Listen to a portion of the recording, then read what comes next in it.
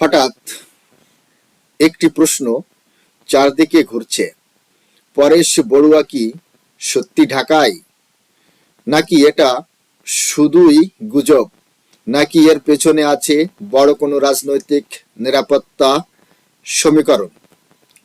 উত্তর পূর্ব ভারতের বিচ্ছিন্নতাবাদী বাংলাদেশ ভারত সম্পর্ক আর আঞ্চলিক রাজনীতির এই সংবেদনশীল জল্পনা সব মিলিয়ে আজকের এই ভিডিওতে আমরা দেখব খবরের সত্যতা কতটা, আর যদি সত্যি কিছু নড়চড় হয় তার প্রভাব পড়বে কোথায় কোথায়।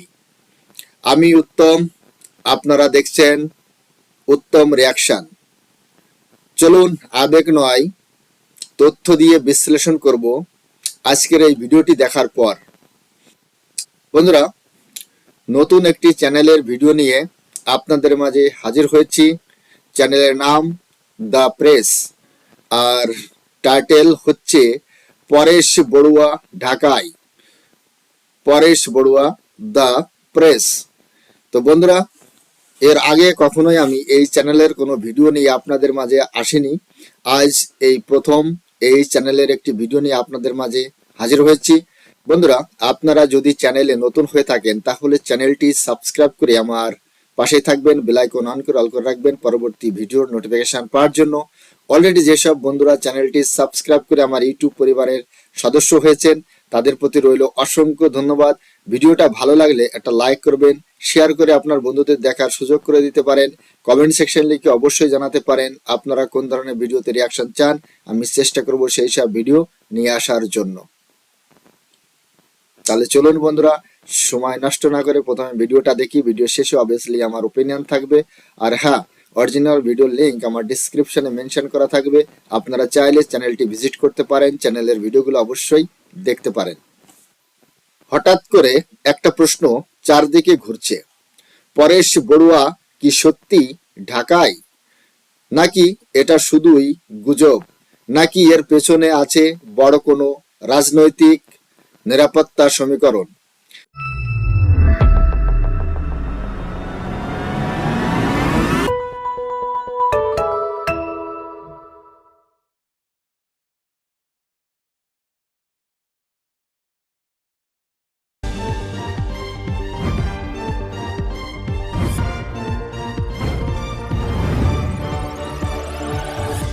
বিশ্লেষণের আগে পরেশ বড়ুয়া লোকটা কে সেটা আগে বলে রাখি। পরেশ বড়ুয়া হলেন ভারতের উত্তর পূর্বাঞ্চলের বিচ্ছিন্নতাবাদী সংগঠন ULFA the United liberation front of আসামের ভাইস চেয়ারপারসন ও সামরিক প্রধান, যিনি আসামের সার্বভৌমত্বের দাবিতে সশস্ত্র সংগ্রাম চালিয়ে যাচ্ছেন এবং এখনও পলাতক। 1957 সালে আসামের ডিব্রুগড় জেলার জন্মগ্রহণকারী এই নেতা বিভিন্ন ছদ্মনামে যেমন কামরুজ্জামান খান কিংবা নুরুজ্জামান নামে পরিচিত, এবং তিনি তার সংগঠনকে ভারতের কেন্দ্রীয় সরকারের সাথে শান্তি আলোচনায় না এনে সশস্ত্র সংগ্রাম চালিয়ে যাওয়ার পক্ষে, এবং সেভেন সিস্টার একদিন ভারত থেকে আলাদা হবে এই স্বপ্নে বিশ্বাস করেন। যা হোক, হাসনাত আবদুল্লাহ গত 15 ডিসেম্বর হুঙ্কার ছাড়লেন, ভারত যদি আওয়ামী লীগের খুনিদের ফেরত না দেয় কিংবা বাংলাদেশের স্বার্থে আঘাত হানে তবে ভারতের বিচ্ছিন্নতাবাদী নেতাদের বাংলাদেশে ডেকে এনে সেভেন সিস্টার্স বিচ্ছিন্ন করা হবে। এই পরিস্থিতির মধ্যেই পরেশ বড়ুয়ার বাংলাদেশে থাকার তথ্য ছিল ভারতীয় গণমাধ্যমে। ভারতের জনপ্রিয় পত্রিকা আনন্দবাজার এই নিয়ে বিস্তারিত আলাপ করেছে আরেক পত্রিকা এই সময় সহ বহু গণমাধ্যম। ভারতের প্রভাবশালী সংবাদ মাধ্যম এই সময়ের একটি বিশেষ প্রতিবেদন অনুসারে আলফায় সর্বাধিনায়ক পরেশ বড়ুয়া বর্তমানে বাংলাদেশে অবস্থান করছেন বলে ভারতীয় গোয়েন্দা সূত্রে খবর পাওয়া গেছে। এই ঘটনাকে কেন্দ্র করে ভারতের স্বরাষ্ট্র মন্ত্রণালয় এবং গোয়েন্দা মহলে ব্যাপক চাঞ্চল্য ও উদ্বেগের সৃষ্টি হয়েছে। এই সময়ের দাবি অনুযায়ী ভারতের বৈদেশিক গোয়েন্দা সংস্থা জানতে পেরেছে যে বাংলাদেশের সামরিক গোয়েন্দা সংস্থা ডিজিএফআই এর সহায়তায় পরেশ বড়ুয়াকে টেকনাফ সীমান্ত দিয়ে বাংলাদেশে নিয়ে আসা হয়েছে। বর্তমানে তাকে ঢাকার বনানীতে একটি কঠোর নিরাপত্তা বেষ্টিত সেফ হাউসে রাখা হয়েছে বলে জানা গেছে। এর আগে তাকে চট্টগ্রামের জিসি মোড়ের একটি হোটেলে রাখা হয়েছিল।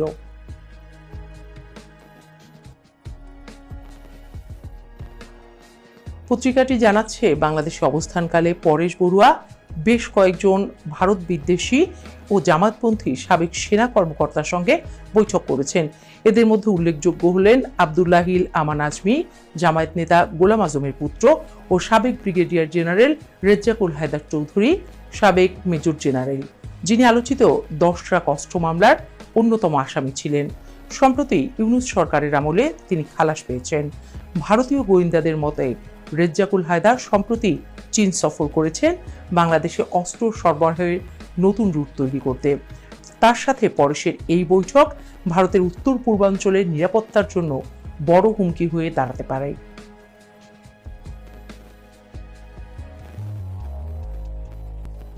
তবে পরেশ বড়ুয়ার এককালীন সহচর ও বর্তমানে আত্মসমর্পণকারী আলফা নেতা অনুপ চেটিয়া এই খবরকে সম্পূর্ণ ভিত্তিহীন বলে উড়িয়ে দিয়েছেন।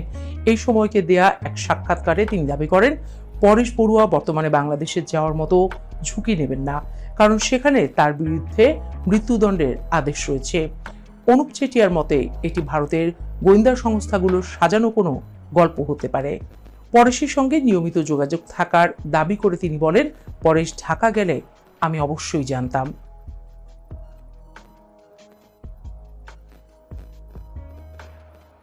ভারতের স্বরাষ্ট্র মন্ত্রণালয়ের একজন কর্মকর্তা পত্রিকাটিকে জানিয়েছে যে পরেশ বড়ুয়া কেবল আলফার নেতা নয়, বরং উত্তর পূর্ব ভারতের বিভিন্ন বিদ্রোহী গোষ্ঠীর মধ্যে সমন্বয়ক হিসেবে কাজ করেন।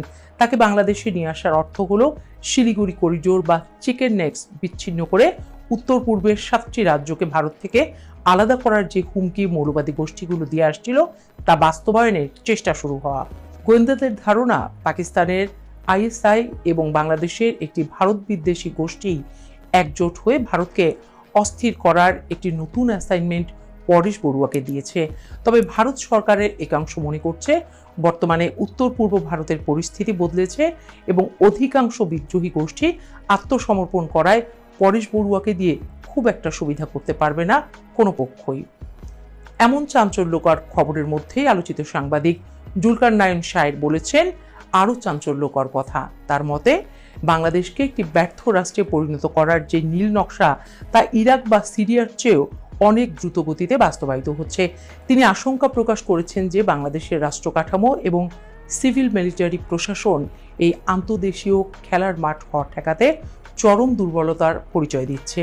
শায়ের মতে, বর্তমানে জনমনে থাকা পুঞ্জীভূত ক্ষোভকে পুঁজি করে এক প্রভাবশালী পত্রিকার সম্পাদকের নেতৃত্বে একটি বিকল্প বিপ্লবী সরকার গঠনের তোড়জোড় চলছে। এই পরিকল্পনার অংশ হিসেবে ছাত্র নেতাদের শহীদ মিনারে ঝাঁঝালো বক্তব্য দেয়া থেকে শুরু করে পাড়ায় পাড়ায় নিজস্ব আইন শৃঙ্খলা বাহিনী গঠনের মতো নির্দেশাবলী আসছে, যা সরাসরি রাষ্ট্রীয় নিরাপত্তা বাহিনীগুলোর ক্ষমতাকে চ্যালেঞ্জ করার শামিল। শাহের দাবি করেছেন যে এই তথাকথিত বিকল্প ক্ষমতার প্রকল্পের সঙ্গে দায়েশ এবং হিজবুত তাহরিরের মতো আন্তর্জাতিক ও স্থানীয় গোষ্ঠীগুলোর একটি গভীর কৌশলগত বোঝাপড়া তৈরি হয়েছে। এমনকি গত কয়েক মাস ধরে প্রশাসনের বিভিন্ন গুরুত্বপূর্ণ স্তরে এই গোষ্ঠীগুলোর অনুসারীরা বেশ গুছিয়ে বসেছে বলেও তিনি অভিযোগ করেছেন। পরিস্থিতির গভীরতা বোঝাতে তিনি ঢাকা বিশ্ববিদ্যালয় বন্ধ রাখার বিষয়টিও সামনে এনেছেন। তার মতে, ভূমিকম্পের বা সংস্কারের মতো ঠুনকো অজুহাতে বিশ্ববিদ্যালয় বন্ধ রাখা হয়েছে আসলে দক্ষিণপন্থী ও উগ্রবাদী গোষ্ঠীগুলোর কর্মসূচিকে জনবল সরবরাহ করার জন্য। শায়ের বিশ্লেষণে উঠে এসেছে এক অদ্ভুত রাজনৈতিক সমীকরণ, যেখানে একটি বৃহৎ রাজনৈতিক দল শুরুতে চালকের আসনে থাকলেও বর্তমানে তারা কেবল উগ্রবাদী গোষ্ঠীগুলোর দাবার গুটি হিসেবে ব্যবহৃত হচ্ছে। তার মতে, তারেক রহমান দেশে ফিরে পরিস্থিতি নিয়ন্ত্রণ নেয়ার আগে বাংলাদেশের সামাজিক ও রাজনৈতিক স্থিতিশীলতাকে পুরোপুরি লণ্ডভণ্ড করে দেওয়ার চেষ্টা চলছে। একই সাথে গুম কমিশন বা অন্যান্য ইস্যু ব্যবহার করে সশস্ত্র বাহিনীকে মানসিকভাবে হীনমন্য ও মনোবল শূন্য করে ফেলার একটি সুসংগঠিত প্রক্রিয়া চলমান রয়েছে। সব মিলিয়ে এই সময় পত্রিকার নিরাপত্তা বিষয়ক রিপোর্ট এবং জুলকারনাইন শাহের রাজনৈতিক বিশ্লেষণ একই মোহনায় মিলিত হয়ে ইঙ্গিত দিচ্ছে যে বাংলাদেশ বর্তমানে একটি চরম অস্তিত্বের সংকটের মুখোমুখি। আন্তর্জাতিক ভূ রাজনীতির মারপ্যাচে এবং অভ্যন্তরীণ উগ্রপন্থার প্রসারে দেশটিকে একটি অকার্যকর রাষ্ট্রে পরিণত করার যে সাঁড়াশি আক্রমণ শুরু হয়েছে, তা থেকে বাংলাদেশ শেষ পর্যন্ত নিজেদের রক্ষা করতে পারবে কিনা, সেটাই এখন সব মহলের বড় প্রশ্ন।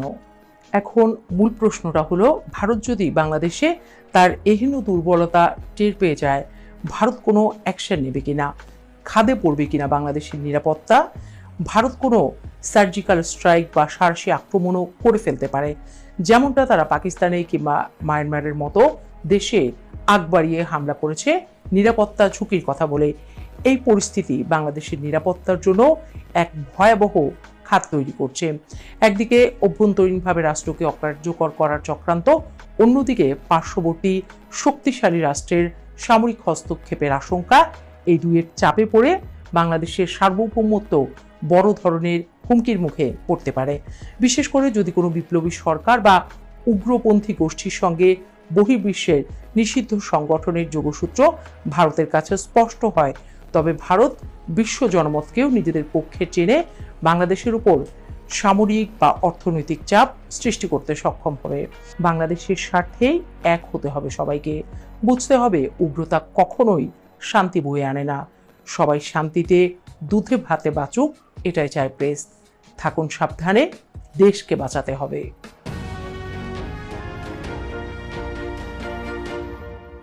বন্ধুরা, ভিডিওটি এখানেই শেষ হয়েছে। দেখতে পেলাম আমার প্রথম মন্তব্য হচ্ছে, দ্য প্রেস যে মিডিয়া, এটা বাংলাদেশেরই একটা ইউটিউব প্ল্যাটফর্ম মিডিয়া। এই মিডিয়ার ভিডিওগুলো বাংলাদেশের মানুষ দেখে। আরে ম্যাডাম, আপনি তো ভারতের বিরুদ্ধে কোনো একটা কথাই বললেন না। আরে ম্যাডাম, আপনি যেভাবে শালীনতার সাথে নিউজটা পরিবেশন করেছেন, এতে ভারত বিদ্বেষিতা একদমই নেই। আপনি ভারতের বদনাম করবেন, আপনি ভারতের বিরুদ্ধে কথা বলবেন, দেখবেন আপনার টিআরপি আরো অনেক বেড়ে গেছে। বাংলাদেশের কোন মিডিয়া চ্যানেল ভারত বিদ্বেষী ছাড়া তাদের কোনো টিআরপি পাওয়া যায় না। আপনি যেভাবে কথা বলেছেন, এতে আপনার ভিডিও দেখে বাংলাদেশের মানুষ? দেখে কি? আপনি তো বাংলাদেশের বিরুদ্ধে কথা বলছেন। বাংলাদেশে থাকতে গেলে ভারত বিরোধিতা অনিবার্য, ভারতের সম্পর্কে বদনাম করাটা অনিবার্য, কিন্তু আপনি তো একদমই এর উল্টো দেখলাম। চলুন, আপনার নিউজটা দেখে আমার খুব ভালো লেগেছে। আর নিউজ সবসময় স্বতন্ত্র এবং নিরপেক্ষ হওয়াই উচিত, কিন্তু বাংলাদেশের মিডিয়া নিরপেক্ষ নয়। বাংলাদেশের মিডিয়া সবসময় মানে ভারত বিদ্বেষী ছাড়া তাদের মুখে কোনো কথা থাকে না। সে যাই হোক, আপনার নিউজটা খুবই নিরপেক্ষ ছিল এবং দুর্দান্ত ভিডিও ছিল। বন্ধুরা, পরেশ বড়ুয়া নিয়ে একটা গুজব চলছে। আসলে কি পরেশ বড়ুয়া বাংলাদেশে আছে? আর বাংলাদেশে যদি থাকে, তাহলে তার কিন্তু ভয়াবহ একটা অবস্থা হতেও পারে। আমরা সম্প্রতি এই শহীদ বেদিতে 16 ডিসেম্বর হাসনাত আব্দুল্লাহ বলেছিল যে আমরা ভারতের যে বিচ্ছিন্নতাবাদী মতলব সংগঠন রয়েছে, তাদেরকে আমরা মানে বাংলাদেশে আশ্রয় দিয়ে 7 সিস্টার ভারতের মূল ভূখণ্ড থেকে আলাদা করে ফেলবো। হাসনাত আব্দুল্লাহ এর অকাত আছে এসব ফালতু। আর এই কথার পরিপ্রেক্ষিতে যে প্রেস উইং রয়েছে, উনি আবার সাংবাদিকদের বলেছেন, উপদেষ্টা উনি বলেছেন যে হাসনাত আব্দুল্লাহ সরকারের কোনো অঙ্গ নয়। তা হাসনাত আব্দুল্লাহ সরকারের যদি কোনো অঙ্গ না হয়ে থাকে, তাহলে তাকে আমেরিকায় কি জন্য নিয়ে যাওয়া হয়েছিল? যখন ইউনুস আমেরিকায় গিয়েছিল, সাথে হাসনাত আব্দুল্লাহ, নাহিদ ইসলাম, এদেরকে কি জন্য নিয়ে গিয়েছিল? তার মানে এটা তোমাদেরই বক্তব্য, এটা এই উপদেষ্টাদেরই বক্তব্য। তো বন্ধুরা, এরা কোনো কিছুই করতে পারবে না। আর ভারতের যে চিকেন নেক, সবাই যে মানে শিলিগুড়ি করিডোর, এটাকে চিকেন নেক বলে। আমি কিন্তু এর পক্ষপাতী নই, আমি এটা বলতে রাজি নই। শিলিগুড়ি করিডোর, এটা আমি বলতে পারি, শিলিগুড়ি করিডোর, সে আমার যতটুকুই হোক না কেন, সেটাকে আমি চিকেন নেক বলতে পারি না। কেন বলবো? আমার আমি কেন চিকেন নেক বলতে যাব? শিলিগুড়ি করিডোর যেটা কাগজে কলমে রয়েছে সেটাই তো বলবো আমি। কিন্তু সবাই চিকেন নেক করে চিল্লাই আমাদের ভারত থেকে। আমি তাদের উদ্দেশ্যে বলছি, আপনারা দয়া করে এটা বলা বন্ধ করুন, এটা বলা বন্ধ করুন। আর ভারতের এই শিলিগুড়ি করিডোরে যদি কোনো আঘাত আসে, সেটা কি বাংলাদেশ সামলাতে পারবে? সেটা কি বাংলাদেশ সামলাতে পারবে? বাংলাদেশের কি অবস্থা হতে পারে সেটা কি বাংলাদেশ জানে না? অবশ্যই বাংলাদেশ জানে। বাংলাদেশের অবস্থা এমন হবে, শুধু বাংলাদেশের হাতে ঢাকা ছাড়ার কিছুই থাকবে না। যদি সেভেন সিস্টারে আঘাত আসে, তাহলে বাংলাদেশের হাতে থাকবে শুধুমাত্র ঢাকা। এটাই সত্য, ঢাকা ছাড়া আর কিছুই থাকবে না। ও খুলনা বিভাগও, রাজশাহী বিভাগ এবং রংপুর বিভাগ, চট্টগ্রাম বিভাগ, এসব কিন্তু চলে আসবে ভারতের ভিতরেই, থাকবে না। যে ঝড় আসবে, সেই ঝড়ে উড়ে যাবে কিন্তু বাংলাদেশের অধিকাংশ এরিয়া। এটা কিন্তু বাংলাদেশের মানুষ বুঝতে পারছে না, সাধারণ জনগণ বুঝতে পারছে না। এই হাসনাত আব্দুল্লাহ, নাহিদ ইসলাম, সার্জিস আলম এবং এই মাহফুজ, এরা বাংলাদেশের সিকিউরিটি দিতে পারবে না।